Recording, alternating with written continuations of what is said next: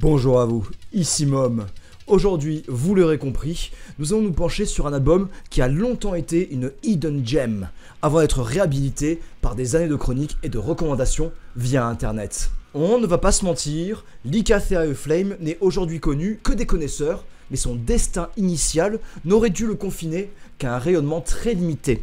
Et pourtant, c'est l'un des noms que l'on retrouve le plus rapidement dès qu'on commence à s'intéresser de plus près au ténor du tech death et du death progressif. C'est dire, en 2011, quand je commençais un petit peu à découvrir le tech death et à chercher du similaire à Decrepit Birth, ce qui m'a dirigé naturellement vers le Big Four du tech death, je suis rapidement tombé sur Lycathea Flame, car c'est un disque qui a été chroniqué sur toute la presse métal numérique, mis en avant un grand nombre de fois, et toujours avec des critiques dithyrambiques. Et malgré tout ça, c'est un disque pour lequel j'ai eu toujours du mal, parce qu'on me l'a présenté comme similaire à Death et confrères.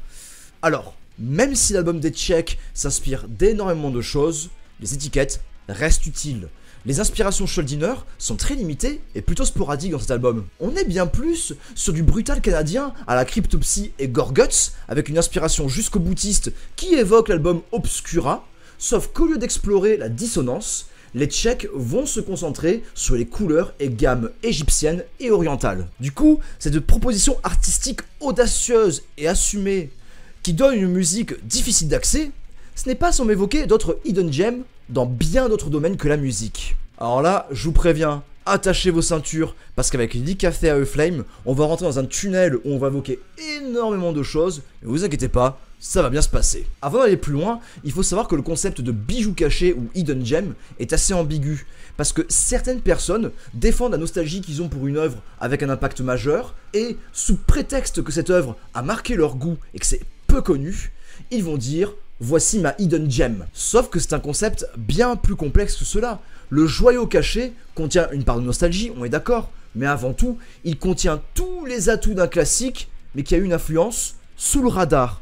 Une influence qu'on ne soupçonne pas. Et c'est là qu'on commence à sortir de la musique, puisque si on va en littérature, tout le monde s'accorde à dire que Baudelaire et Edgar Allan Poe sont des maîtres de l'écriture et de la poésie du 19e siècle, poussant le fantastique et l'expression beaucoup plus loin qu'avant. Mais typiquement, si tu prends Gérard de Nerval et le comte de Lautréamont, tous deux étaient des hidden gems de l'époque. Si les deux n'avaient pas été réhabilités par les surréalistes, ces poètes maudits seraient tombés dans l'oubli alors que leur influence a été magistrale. Les surréalistes ont justement permis à ces joyaux cachés d'être catégorisés comme classiques, car Nerval et le comte de Lautréamont ont tous deux poussé davantage l'écriture en allant dans l'épanchement du songe dans le réel, brouillant ainsi les frontières, à une époque où faire cela était considéré comme un signe de démence. Mais ça, j'en ai parlé en long, en large et en travers quand j'ai évoqué Nerval sur la vidéo concernant la rébellion, je vous invite à aller la revoir. L'hidden gem ou joyau caché est donc un classique en mode sous-marin, ça on le comprend.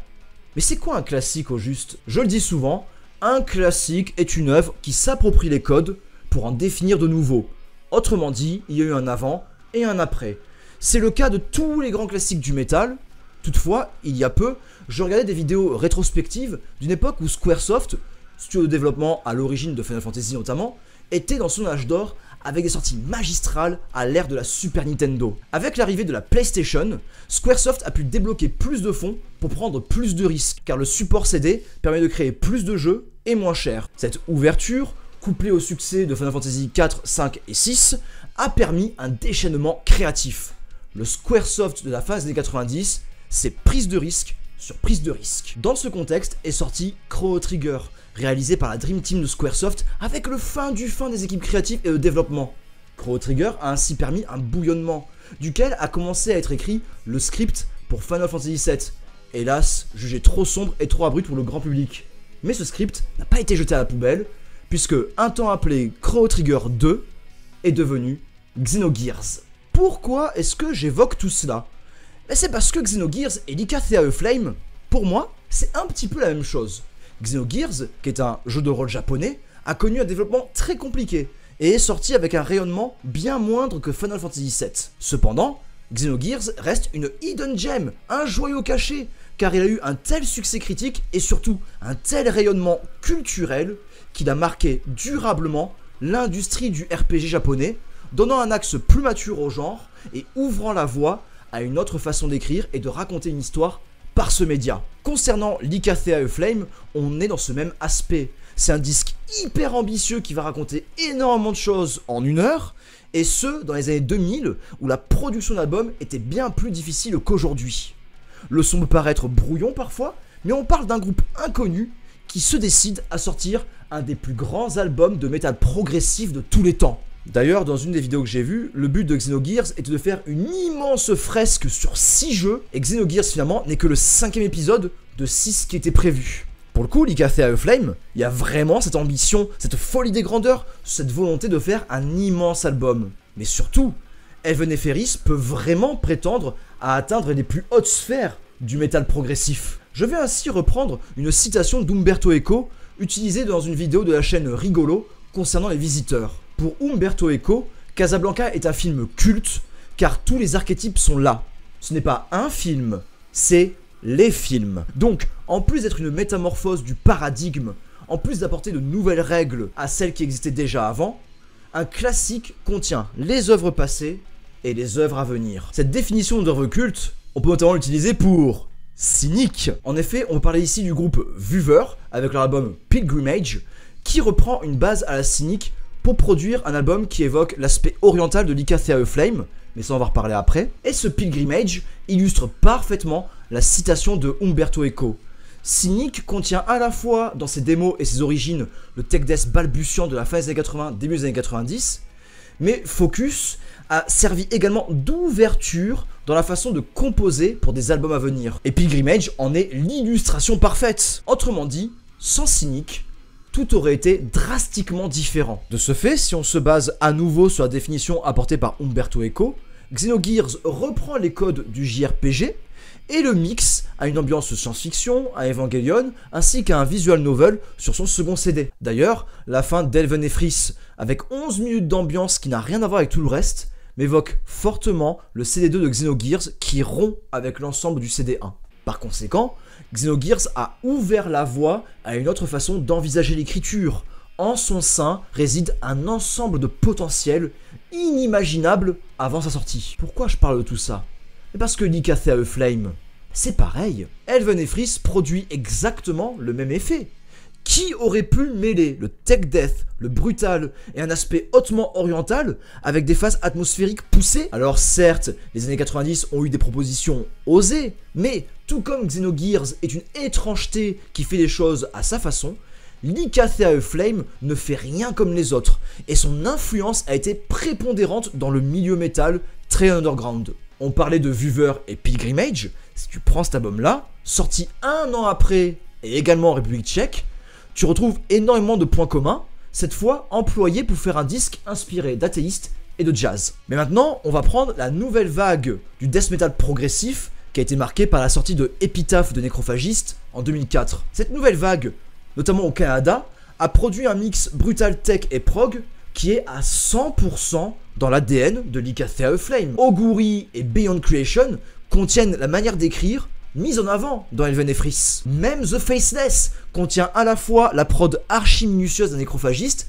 mêlée à la science de composition de Lycathea Flame. Et d'ailleurs, là j'y pense et j'en remets une couche, si tu écoutes le Sage of Shekinah de Contrarian, bah tu verras que dans sa manière de faire sonner les inspirations orientales au sein d'un tech death bienvenu, cela aussi évoque le boulot de Lycathea Flame. Pourtant, si tu écoutes distraitement Elven et Fris, tu ne comprends pas pourquoi cet album est culte. Vous bien s'entendre dire, cet album est culte. Mais exactement comme tu ne parviens pas à saisir la puissance de Chrono Cross si tu t'attends à avoir juste une suite de Chrono Trigger, et de la même manière que tu vas passer à côté de l'immense richesse de Xenogears si tu pars du principe que c'est un Final Fantasy-like, bien si tu pars du mauvais principe, Lycathea Flame peut sembler maladroit, mixé étrangement, et même faible en comparaison d'autres groupes beaucoup plus prestigieux. Mais réagir comme ça, c'est passer à côté d'un album certes perfectible avec ses défauts, mais un album qui a su imposer dans le silence d'un succès d'estime de nouvelles manières d'appréhender la composition dans le métal et pas que dans le prog. D'ailleurs, ne serait-ce qu'en matière de production, la façon de faire sonner les phases brutales et les moments d'ambiance tout en restant cohérent dans les couleurs sans que ça fasse patchwork inaudible, cela signale un travail extrêmement minutieux. La cohésion de forces opposées fonctionne à merveille.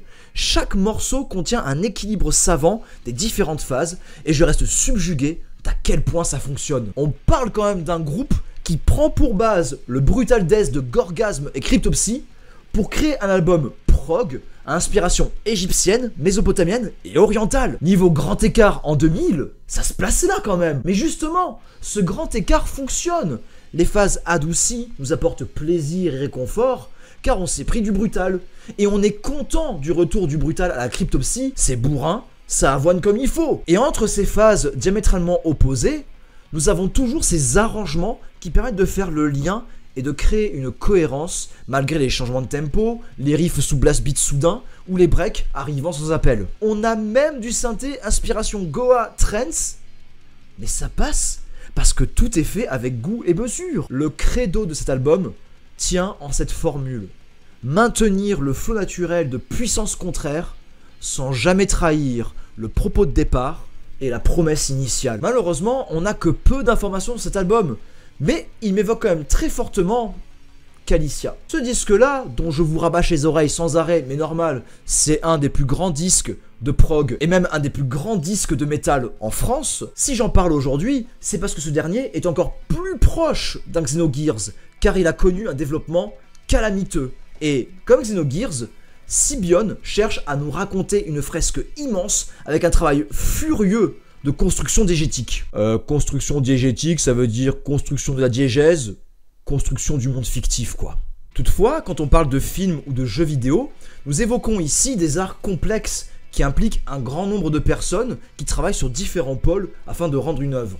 En musique, ce n'est pas pareil, il n'y a pas cette dimension tous unis pour bâtir une pyramide, ce qui fait qu'il semble plus aisé de parvenir à un résultat proche du désir initial. Sauf que Sybion a forcément subi des modifications drastiques, ne serait-ce que par l'évolution technologique entre 1995 et 2009. Lycathea Flame a dû forcément subir de multiples modifications.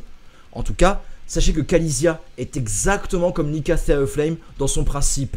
C'est grandiose, c'est superbe et ça fait partie des pierres angulaires du death progressif. En tout cas, ce que j'apprécie fortement dans Elven et Freeze de Lycathea Flame, c'est que son aspect authentique, sa grande richesse et sa complexité, malgré cette maladresse, en font un disque essentiel. Il m'a fallu des années, mais en prenant en âge après des phases et des phases de digue et en revenant avec un esprit différent, j'ai enfin appris à saisir combien l'album des Tchèques est incontournable et je suis ravi d'en saisir la saveur aujourd'hui. D'ailleurs, je préfère 1000 fois une hidden gem qui ne cesse pas appréhender facilement qu'une énième sortie d'un instant classique autoproclamé mettant en avant combien les musiciens sont des génies, même sous couvert d'humour. Toute ressemblance avec un groupe connu est purement fortuite. Un peu de modestie ne fait pas de mal, et Lycathea Flame n'en est même pas à ce niveau-là. Ce n'est même pas un classique modeste, c'est un bijou silencieux. Et vous, connaissez-vous Lycathea Flame? Que pensez-vous de ce disque-là? Si vous l'aimez ou si vous ne l'aimez pas, ça m'intéresse. Et si vous ne le connaissez pas, est-ce que la vidéo a donné envie de vous pencher cet album-là? N'hésitez pas à vous exprimer en commentaire, je serai très curieux d'avoir vos réactions. En attendant, c'est tout pour moi, on se dit à bientôt pour de nouvelles vidéos. Prenez soin de vous, prenez soin des autres. N'oubliez pas, partage, like, abonnement, ça me fait plaisir. Ciao, ciao.